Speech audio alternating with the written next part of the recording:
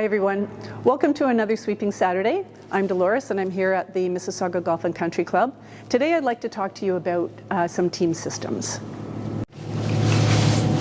I'm here with Janet. Janet curls on competitive teams, so she has a really good understanding of the importance of team systems and that these systems be put in place before you go out to compete. All of the team members have to be on board and in agreement with everything that's going to happen out there on the ice. That's right. So there are a number of things that teams need to have in place. One of them is when you're sweeping your rock, you have one person on each side of the rock. When one person kind of migrates around the back of the rock to the other side and takes over the other sweeper's responsibility, what you're saying to that sweeper is, I'm a better sweeper than you, so you need to get out of the way and let me do your job for you. That is not a good team system at all. So each person has a responsibility. If your teammate needs to work on their sweeping, then they need to come out and practice and work on their sweeping.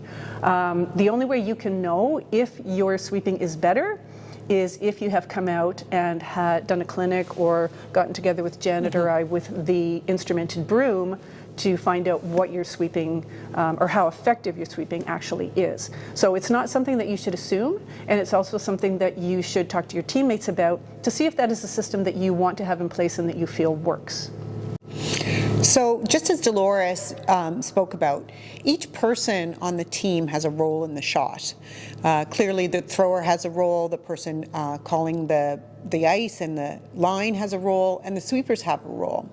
So when you move outside of one of your roles, to Dolores's point, you're subtly telling and sometimes overtly telling your teammates, I don't think you can do your role. And another way we see that happen is when the delivering player decides they will get up and follow their rock in the ears of the sweepers all the way down, trying to control the rock, which they no longer have control over.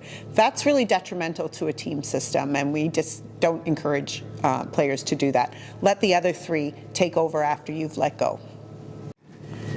Here's another feedback mechanism that could always use a bit of refinement. I like to think about praising in public and criticizing in private. And how does that play into curling? When you are the broom holder, the skip or the vice, and you are watching the line of delivery of your player, and perhaps it's not exactly on the line of delivery, and you choose to pick your broom up and move it to the spot where they let it go, that's a really negative piece of information that you're reinforcing. What I personally like to do as a skip, and I do a lot of skipping and rec curling, and trust me, not everyone splits the broom, is when they do split the broom, I like to reward that with a broom up.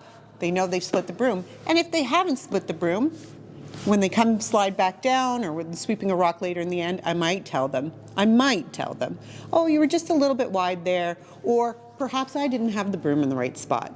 I think keeping everyone on a positive, forward-thinking path helps to make a lot more shots for the team. If I could just add something to that, if you're not sure why you missed the shot, if you missed your line or whatever, most of the time you know why, but if you don't, go down and ask the skip. You need to clear that up right away, especially if it's at the beginning of the game. Understand why you missed, if you were wide or whatever. The skip will be happy to share that information if you ask, and then that way you can make an adjustment for the rest of the game. Great tip.